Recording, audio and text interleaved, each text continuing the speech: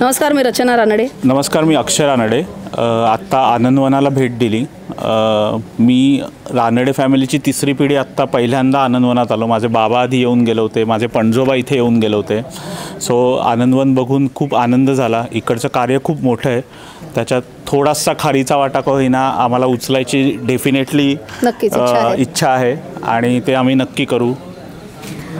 अगदी खरं सांगायचं तर म्हणजे अज्ञान आहे माझं, पण आनंदवन, हेमलकसा, सोमनाथ सगळं एकच वाटायचं याच्या आधी.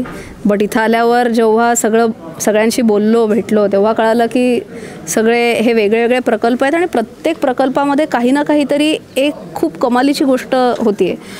आणि म्हणजे किती किती अशक्य कष्ट घेतलेले आहेत आणि एका बॅरन लँडचं काय उत्तम छान म्हणजे पूर्ण आमूलाग्र बदल आपण म्हणतो तसं या जागेत घडलेलं आहे. केवळ जागेतच नव्हे, पण इकडच्या लोकांना एवढी म्हणजे मदत शब्द बरोबर आहे का नाही माहीत नाही, पण त्यांनी खूप चांगलं सांगितलं की अपलिफ्टमेंट म्हणजे एखादा व्यक्ती दुसऱ्याला मदत करून त्याला सेम लेव्हलला आणणे, हे जे मेन उद्दिष्ट असतं.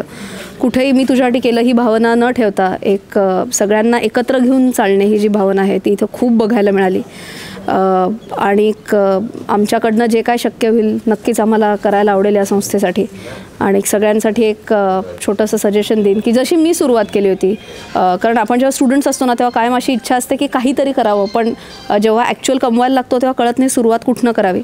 तर सुरुवातीला असं ठरवलं होतं की जेवढं केवढं कमवेन त्याच्या 1% दरवर्षी जे काय पगार मिळेल त्याच्या 1% आपण समाजसेवेसाठी बाजूला काढला पाहिजे. जसं CSR म्हणतो आपण, कॉर्पोरेट सोशल रिस्पॉन्सिबिलिटी, तसं ISR पण असलं पाहिजे, इंडिव्हिज्युअल सोशल रिस्पॉन्सिबिलिटी. असं एक छोटंसं रिक्वेस्ट करते सगळ्यांनी.